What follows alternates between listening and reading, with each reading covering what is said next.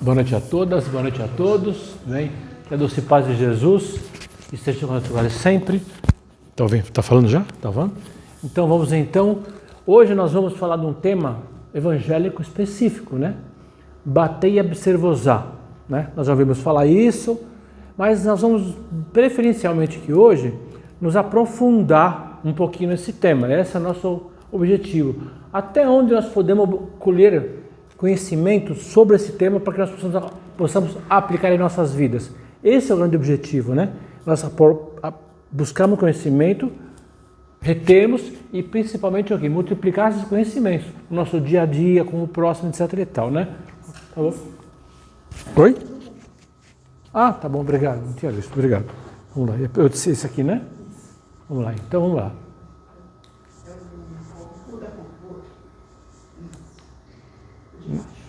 Aqui? É o que sobrou. Obrigado. Então, quando Jesus proferiu esse ensinamento, bater e observar, quando ele estava no Sermão da Montanha. Aonde é o Sermão da Montanha? Vamos ver um pouquinho mais do que temos hoje, né? Que aqui, por exemplo, é uma figura, é um quadro, uma figura, é um quadro, né? Tá? Mas vamos ver de onde vem isso. Então, o Sermão da Montanha foi realizado numa colina localizada no norte de Israel, na região da Galileia. Onde está a Galileia? Está aqui, gente, ó. Judeia, Samaria, Galileia, aqui a cidade de Nazaré, aqui o Mar Morto, aqui o famoso Rio Jordão, e é exatamente nessa região para cá que ele estava aqui, ó. Tá vendo? Ó? Próxima à cidade de Cafarnaum, aqui. Então, apesar de chamar mar, por que chamava mar? Talvez porque aqui na parte mais larga aqui nessa direção, ele tem 12 km de largura. E na parte mais comprida ele tem acho que 23 ou 24 km de comprimento. Então acho que o povo bateu lá e falou, isso aqui é o mar, né? Lógico, né? Mas não sabiam disso, não sabiam. E aqui está o que? O mar Mediterrâneo, né? Onde hoje tem a região essa aqui toda a região de Israel, né? Então vamos lá. Então, olha só. Esse aqui é o morro, deixa eu sair para cá, senão não vou enxergar. É a tal colina que acreditam que Jesus proferiu esse sermão. Aqui, ó, vocês vão ver o quê? Que tem uma abóboda de alguma coisa aqui, né? Que é uma igreja, né? E é exatamente hoje, não é daquela época, que foi construída essa igreja pelos franciscanos aqui. Então, esse aqui está escondido aqui no meio desse arvoredo para quem olha de longe, né? E que mais? Olhando numa outra foto, o que tem aqui? Tem o quê? A igreja com, olha a imensidão que é esse lago. Esse lago é uma imensidão, né? Uma imensidão até hoje, né? Então, ou seja, Mar da Galileia, Lago de Tiberíades também, como é chamado também, né? Tá. Então, feito isso, agora aqui de novo, mais uma perspectiva agora do lado do lago. Ó, aqui a torre da igreja aqui, ó, aqui no meio do mar. Então Jesus esteve por essa região aqui, mais ou menos aqui, não se sabe exatamente aonde, né? Mas isso não importa, importa é o ensinamento, então nós temos pistas da onde ele proferiu esse ensinamento, né? Então vamos lá. Nesse livro aqui, ó, os 4 sermões de Jesus, do Paulo Alves Godoy. Então, no capítulo Os 4 sermões de Jesus, páginas 11 e 13, o que nós podemos obter de ensinamento? Primeiro, qual foi o objetivo? Bom, em primeiro lugar, esse foi o primeiro dos 4 sermões de Jesus. Em segundo lugar, Jesus acena a humanidade com as mais consoladoras promessas. Essa faz parte de um todo. Então, esse ensinamento faz parte de um todo, de um conjunto. É uma tirada de um certo todo para te analisar ponto a ponto, para depois obter o que? O todo, né? Certo? Então, dando a todos a certeza que ninguém existe por acaso. Então, aquele negócio que, né? Que acha que eu nasci para família errada, não é possível, né? Como diz o Chico Xavier, não existe, o plano espiritual não erra, de jeito nenhum. Tá, o que mais? A providência divina preside a superior destinação do homem. Então, apesar de estarmos num aparente desgoverno, nós não estamos no desgoverno no tempo atual. Perdão, muito ao contrário. Todos somos assistidos pelo plano espiritual. Apenas existem situações que estão sendo... As pessoas se deixam influenciar pelos amigos da espiritualidade menos esclarecidos, que querem conturbar o processo, mas eles já sabem o que os espera para o futuro. Aqui só vai ficar, por exemplo, pessoas, seres que têm a mente voltada para o bem, que querem progredir, certo? Tá bom. Atendendo as suas necessidades mais imediatas e por vindoura que é do futuro, tá? Então vamos lá. Vamos então agora ao ensinamento. Então tá lá, Evangelho de Mateus, capítulo 7, versículos 7 a 11. Eficácia da oração. Pedi e vos será dado. Buscai e acharei. Batei e abrir-se-vos-á. E vos será aberto. Pois todo o que pede recebe, e o que busca acha, e o que lhe bate lhe se abrirá. Então é assim, óbvio que nós temos as nossas necessidades pessoais, profissionais, etc. e tal. Então a providência divina está sempre trabalhando. O que é a providência divina? A Igreja Católica usa muito esse termo, né? Providência divina. Essa providência divina, quem são? Os amigos da espiritualidade que estão trabalhando em nome de Jesus, certo? Tá.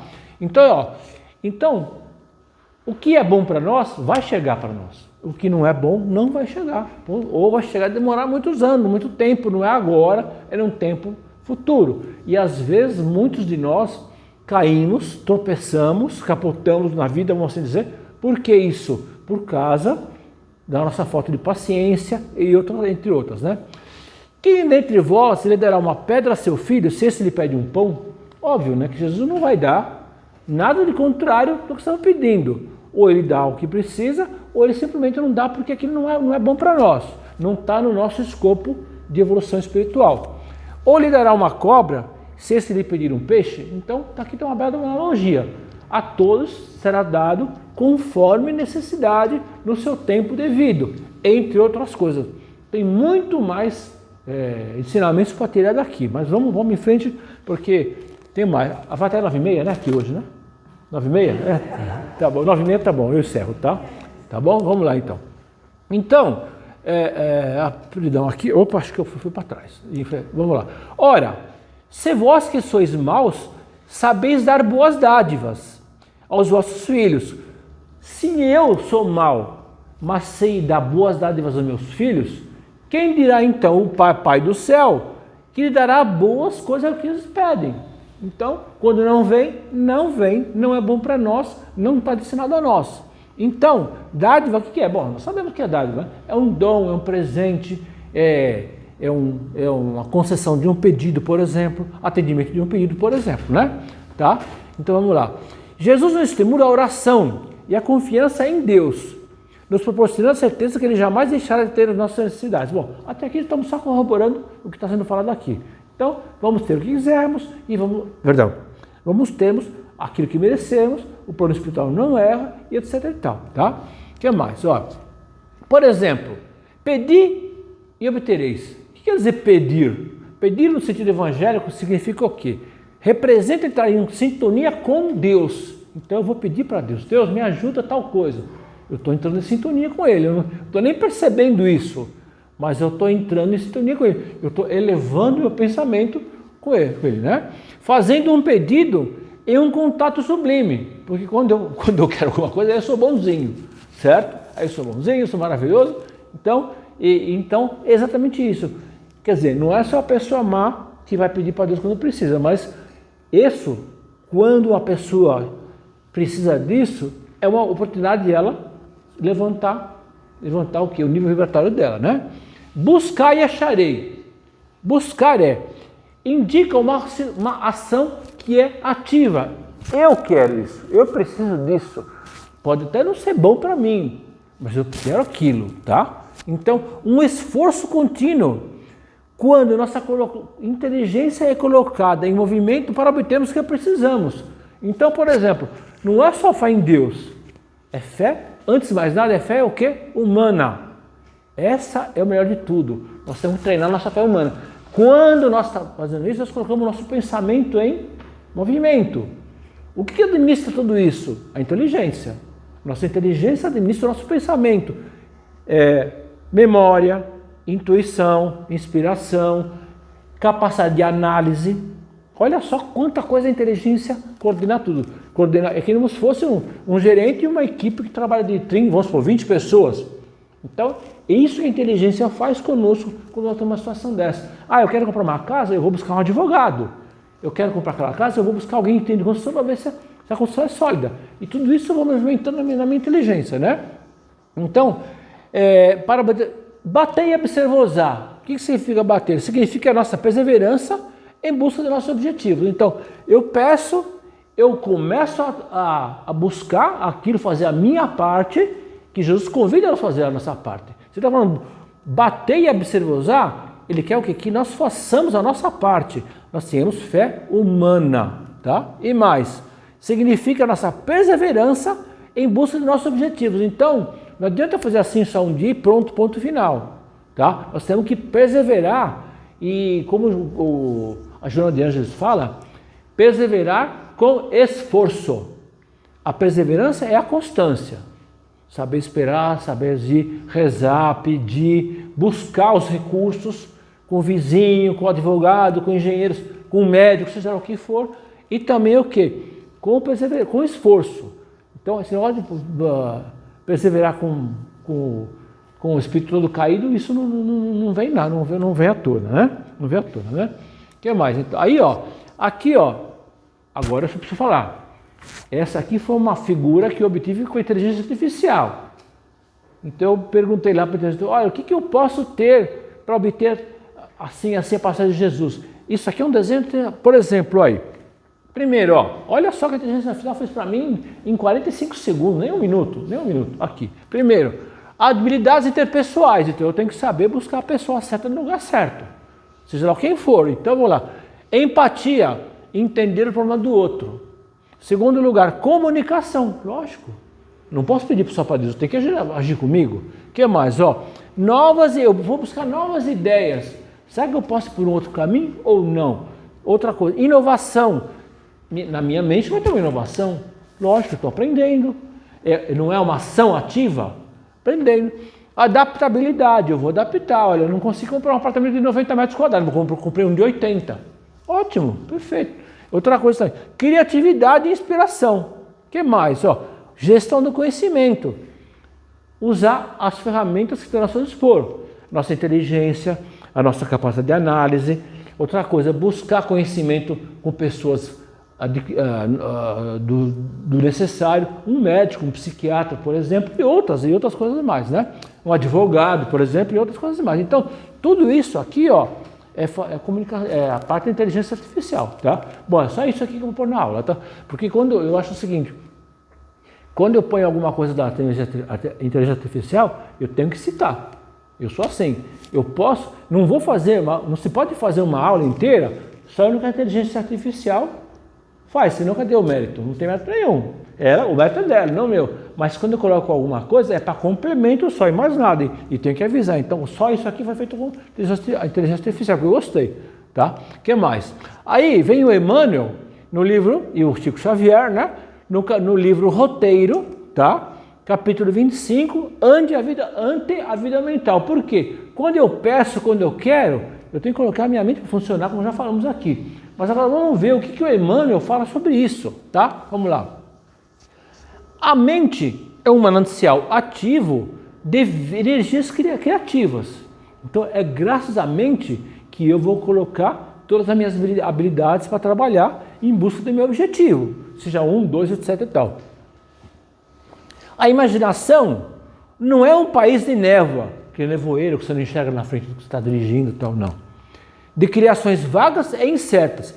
É fonte de vida, a vida ativa, energia e movimento. Então, olha só, quando nós pedimos alguma coisa, nós queremos alguma coisa, nós nem sabemos quanta coisa dentro de nós estamos mexendo, ativando recursos, e nós nem percebemos isso.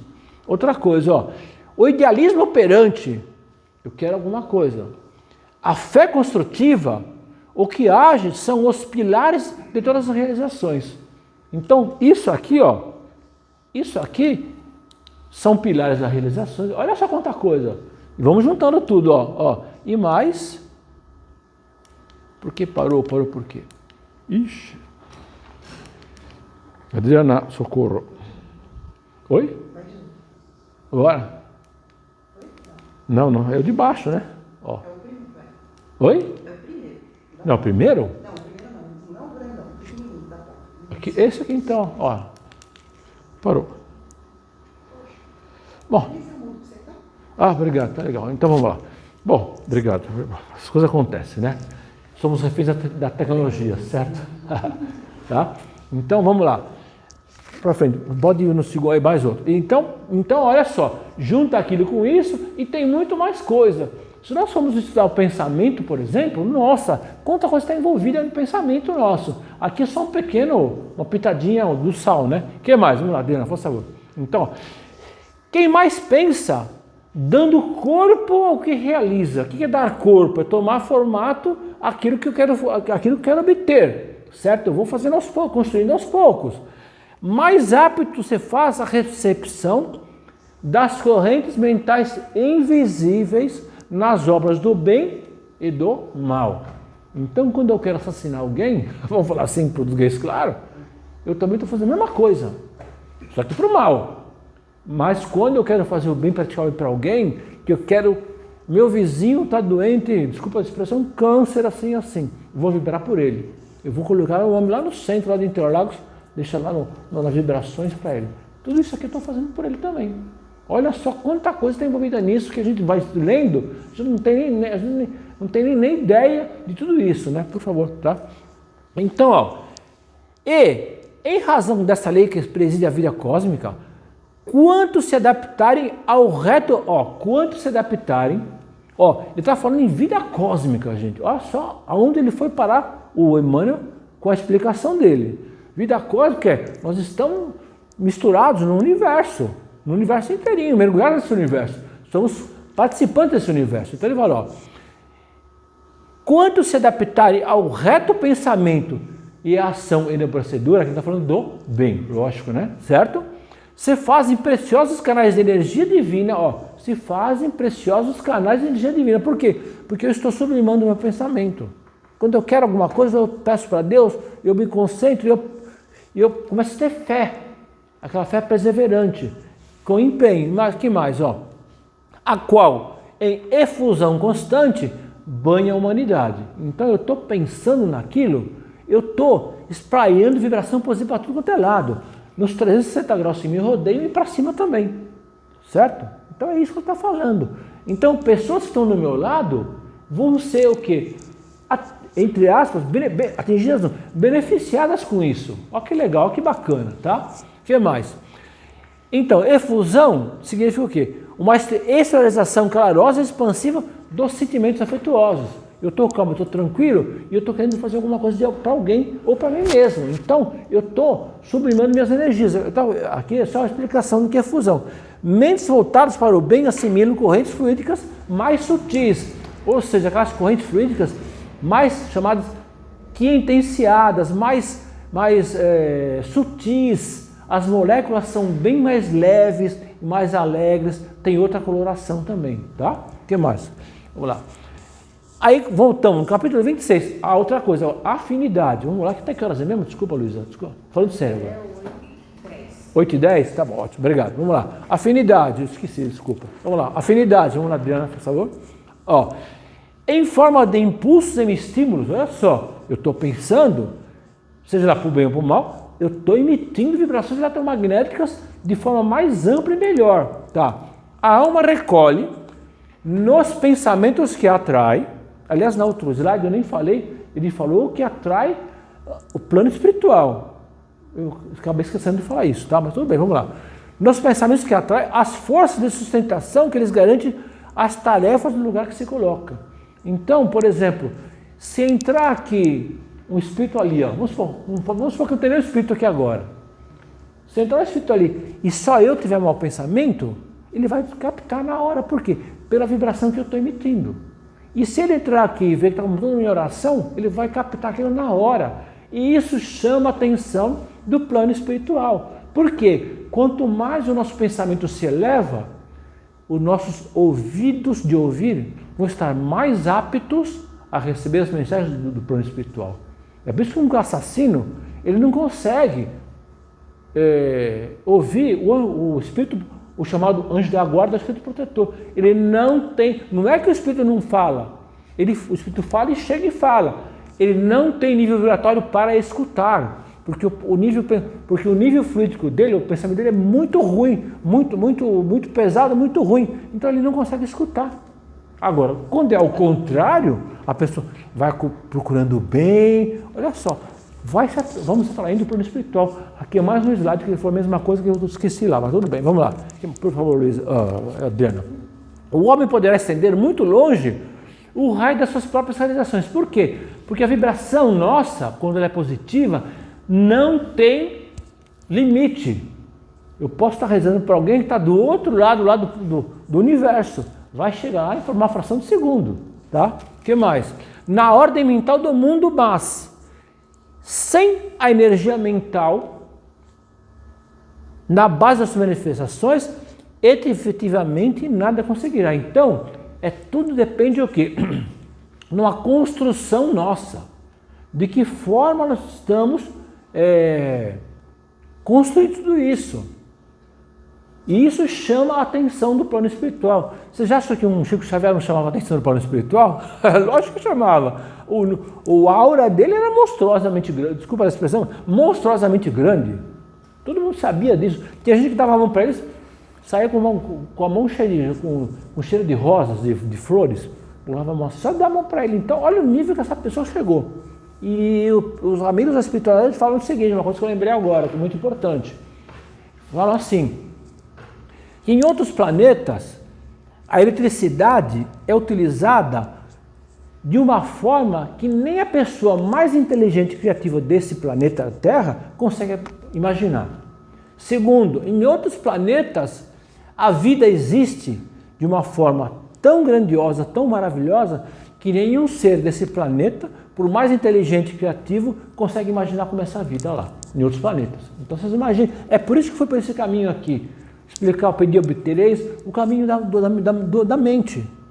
Porque falar que eu acredito em Deus é fácil, falar em Jesus é fácil. Agora, preciso me preparar para isso. É por isso que nessa palestra eu tomei esse caminho diferente.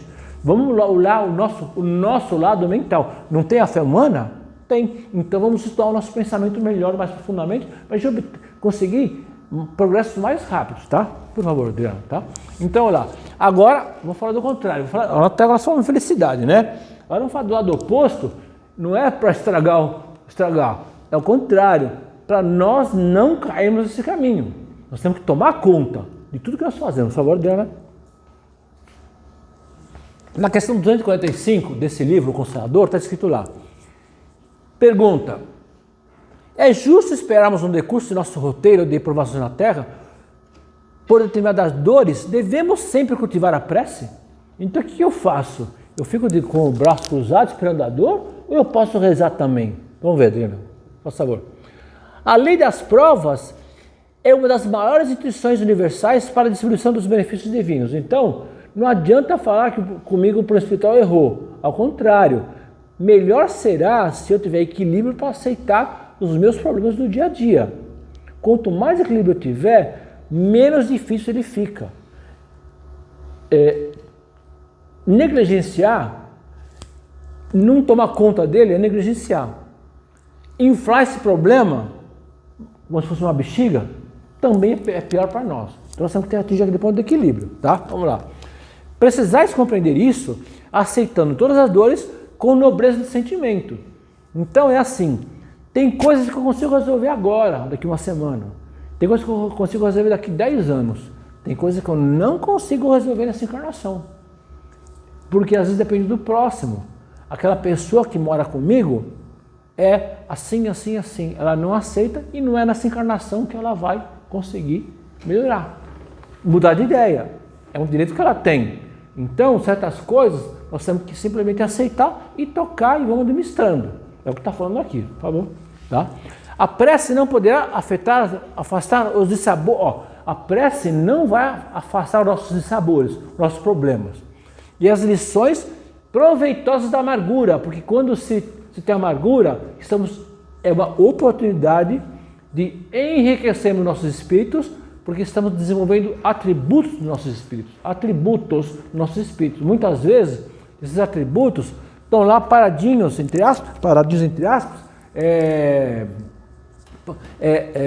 aguardando que nós começamos a melhorar. Paciência, por exemplo, paciência, a calma, a tranquilidade, a fé. Tudo são atributos que podem ser desenvolvidos nos nossos espíritos, tá? Vamos lá. Constantes do mapa de serviços que cada espírito deve prestar na sua tarefa terrena. Então, está previsto tudo. Mas deve ser cultivado no íntimo. Isso não se compra na farmácia, não se compra na feira de sexta-feira, ao contrário. Com a luz que se acende para o caminho tenebroso, ou mantida no coração como alimento indispensável que se prepara. Por que isso? Porque nós estamos aqui no mundo de expiações, provas e expiações. Estamos numa época de transição para mundo de regeneração. Então, os problemas estão se agravando muito, porque infelizmente pessoas não estão percebendo que estão sendo obsediadas por grandes entidades do plano espiritual maldosas, tá? Então, por exemplo, eu vou citar um exemplo aqui. Divaldo Pereira Franco, pouco antes de voltar à parte espiritual, ele falou que a maioria desses cidadãos, não falou todos, que proclamam guerras, estão sendo assediadas por entidades trevosas. Vão ter que prestar contas disso. Por que vão ter que prestar contas disso? Porque todos nós, ninguém de nós encarna, por mais primitivo que seja, sem saber a diferença entre o bem e o mal. Jamais Jesus permitiria isso. Alguém encarnar, sem saber a diferença entre o bem e o mal. Certo? Pastor Adriano. De modo a se fazer a necessidade própria. O quê? Ao que eu preciso para o meu aprendizado. Porquanto a oração sincera estabelece a vigilância estabelece a vigilância. Eu estou esperto com tudo que está acontecendo à minha volta. E constitui o fator de resistência moral. É ela que dá suporte para a gente ter mais paciência, mais calma, mais tranquilidade. Tá? A oração, a vibração. No centro das provações mais escabrosas e rudes. Então, a oração é o nosso sustentáculo. É aquilo que vai nos dar força e fé para isso. Tá? Quando nós podemos orar? A hora que quiser. No metrô, no ônibus. Nós podemos orar em casa, naquele horário que está mais calma a nossa casa, mais tranquila. Pode ser de manhã, pode ser de tarde, pode ser de noite, antes de dormir. Não importa, cada um escolhe o seu momento para se ligar no plano espiritual. E por que não pedir forças? Mas desde que façamos nossa parte, tá? Tá bom? Vamos lá. Agora vamos falar de fé, o tamanho da nossa fé. Jesus falou que a nossa fé é do tamanho do grão de mostarda, né? Certo? Vamos lá então. Obrigado, pastor Adriana. Posso definir o que é ter fé? O que é ter fé, gente? Olha, tem filosofia, fala de fé de monte, tá? Vamos ver aqui, vamos lá. Ter fé é guardar no coração a certeza luminosa em Deus, que tudo está com a nossa predestinação. Então Deus sabe o que eu estou passando, por exemplo. O que mais?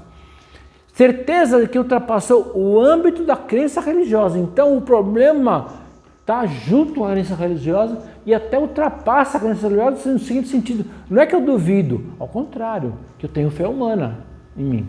Tá? Fazendo o coração repousar numa energia constante de realização divina da personalidade. Então, aquele problema meu é um aprendizado. É um erro. Se eu suportá-lo com fé, com calma, com tranquilidade, eu estou trazendo o quê? Um enriquecimento para o meu espírito. Muitos de nós não pensamos nisso. Que o problema traz riqueza para nós. Tá? Por favor, Adriana. Aí, ó. Agora vem o Leon Denis, um outro autor, o Leon Denis, que ele vai falar sobre o porquê da vida. Esse livro, esse autor é muito aclamado, Leon Denis. Se vocês não puderem um dia, compre o livro dele. Ele tem o chamado O Problema do Ser, do Destino e da Dor. São livros fantásticos. E assim, são obras não psicografadas, tá? Ele escreveu ainda encarnado, óbvio que teve ajuda do plano espiritual, tanto quanto Kardec, lógico. Não tira o mérito dele, mas é fantástico. Vamos lá, Adriano, por favor. Vamos lá. As ideias que fazemos do universo e suas leis do papel que cada um de nós deve exercer sobre o vasto teatro, tudo isso é de uma importância capital. Então eu tenho que me centrar onde eu estou com a minha encarnação, onde eu estou no contexto da minha família. O que eu represento na minha família, por exemplo, no meu emprego, no meu trabalho? O que eu represento no meu trabalho? E no trânsito, isso a qualquer hora. Estou no elevador, vou abrir a porta de uma pessoa, estou no trânsito, vou também agir com fé e com paciência, calma e tranquilidade. Então tudo isso tem importância capital. Eu tenho que me enxergar aonde eu estou hoje, para poder caminhar mais fácil para o futuro. Por favor, vamos lá. Conforme o ideal, assim é o homem. Óbvio, né? Para nós, ensinamento. O que ele está falando aqui? O que ele está dizendo aqui? Qual é o meu ideal? É do bem? É do mal? Eu deixo a vida passar, tranquilo, sossegado? Esse é o grande problema também. O que eu vim fazer aqui? O que eu estou disposto a fazer? Tá? O que eu vim fazer eu já sei. Todos nós sabemos. Agora, o que eu vou ser? Vou ser braço cruzado? Tá, vamos lá. Para as coletividades, da mesma forma do que para o indivíduo, a concepção do mundo e da vida é que determina os deveres. Então, eu vou encarnar num determinado contexto, de uma família, de uma sociedade. Encarnar aqui é uma coisa, encarnar na Rússia é outra, encarnar no Japão é outra. Então, óbvio que o contexto da sociedade muito influencia sobre cada um de nós, certo? Nós não seríamos o que somos hoje se tivesse nascido no Japão ou nascido na Austrália.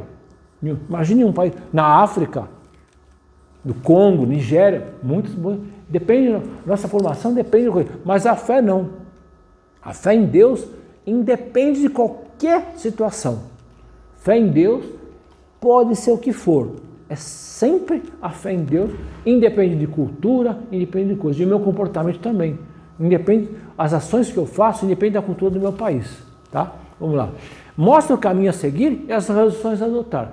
Então, onde eu estou, para onde eu vou e outra coisa. Que recursos eu obtenho naquela sociedade que eu vivo. Tá? Vamos lá. Se as perspectivas da imortalidade não vêm para esclarecer a nossa existência, o homem não tem outra lei que não seja dos seus instintos. Opa, aqui tem uma importância muito importante. Instinto e raciocínio. Instinto é aquela situação mais primitiva. Eu estou do lado de uma pessoa, de repente, ela começa a deixar cair uma chave, eu vou e pego. Isso é instinto, né? E outras coisas mais também, instinto. Outra coisa também. Agora, raciocínio, não. É outra coisa muito mais elaborada, muito mais... Eu paro, eu analiso, eu faço tudo isso e vou botar fé no meu futuro, do jeito que eu preciso botar fé, tá? Vamos lá. Com a perspectiva do nada, quem não acredita em nada, zero. Quanto mais praticares aquela abnegação e a justiça, tanto mais valiosa da nossa vida será fértil em amargores e decepções. Então, esse é o grande problema. Quem não acredita em nada, não tem perspectiva de nada. Olha, quando eu morrer vai ficar tudo aí. Então, se ele não... Para que ele vai progredir, se ele sabe que vai morrer tudo? Esse é o grande problema também do ateu. Ele acha que não vai ter nada dali quando ele morrer. Então ele fica naquela mesmice, não cultiva nada, não cultiva uma qualidade moral, não quer aprender outras coisas espirituais, tá? Vamos lá. Agora, as potências da alma, de novo, as potências da alma. Quais são as nossas potências da nossa alma? O que nós temos que fazer para pedir e obter, buscar e achar e bater e observar? Vamos lá, pessoal, vamos lá. As causas da felicidade não se acham em lugar de... as causas da felicidade não estão no espaço. Estão em nós, nas profundezas da nossa alma. É de lá que tudo vem. Das profundezas da nossa alma, que é do nosso princípio inteligente, que nasce tudo do nosso raciocínio, tá? O que é confirmado por todas as grandes doutrinas. Então, todas as grandes doutrinas do bem, mesmo que não fale de Jesus, tem isso. Seixonoe tem isso. A filosofia Vedas, que é uma filosofia índia, né, da Índia, de 1500, 2500 ou 1500 anos antes de Cristo, tá? Tem exatamente, ele tem 3 livros assim, tudo que fala das filosofias Vedas. Não se fala de Jesus, mas está nesse caminho aqui também. E assim outras também. O reino dos céus está dentro de vós, conforme falou Jesus. Por que dentro de nós? Porque está em aberto tudo que nós podemos fazer. Não vamos querer fazer coisas que não estão na nossa alçada, porque nós temos uma escada para subir, mas que nós conseguimos realizar tudo que nós prometemos nessa encarnação, isso não tem a menor dúvida. O que mais? Aqui, filosofia velha, até tinha esquecido. A frase que é o norte deles, assim, vamos dizer. Eu não conheço essa filosofia. Tu trazes dentro de ti um amigo sublime que não conheces. Então, corrobora o que o Sócrates que ele falou. Estava escrito lá no portal, conhece-te a ti mesmo. O que ele quer dizer isso? Tudo vem de nós. As nossas doenças, todas, psíquicas, físicas, vem tudo dentro de nós. Nessa encarnação e encarnação passada, tá? Mais um pouquinho só. Todos os grandes ensinamentos concordam com esse ponto. É na vida íntima, Leon Denis, na vida íntima, no desabrochar de nossas potências, quer dizer, assim como a rosa abre as pétalas, nossas potências também podem abrir as pétalas que nem a rosa, De nossas faculdades e nossas virtudes, que está o manancial ou não, que está o manancial das nossas verdades futuras. Então, está dentro de nós. Agora, eu estou aproveitando isso ou não? Aí é outra história, né? Que nós já sabemos os prós e os contras disso aí. Nossa, vamos lá. Outra coisa, olha o que ele fala, Leon Denis. Qual que é para ele a nossa maior potência? É a vontade. É a vontade, está aqui, Comparável ao ímã. O que nós falamos aqui agora há pouco, eu não, os homens de espiritualidade, que nós chamamos o plano espiritual perto de nós quando estamos fazendo bem, certo? Amigos da nossa natureza, que tem a mesma natureza das nossas ações. Então, eu estou fazendo bem, e é exatamente isso, A vontade é a maior das potências para ele. Por quê? É ela a alavanca que vai colocar o quê? Tudo em movimento. É a vontade. O que mais? A vontade de viver no desenvolvimento da vida atrai nos nossos recursos vitais. Tal é o segredo da nossa evolução. Então, Leon Denis dá toda a importância para a nossa vontade. É claro que nós fazemos o bem que nós estamos fazendo o mal, tá bom? Tá? Então, vou parar por aqui porque estamos na hora, certo? Então, vocês percebem que eu fui para um outro lado, que é um lado que é da doutrina, tá? Em vez de ir para o lado evangélico, eu fui para o outro lado para a gente perceber quantas coisas, às vezes, nós estamos disponíveis e nós não usamos, tá bom? Obrigado, viu?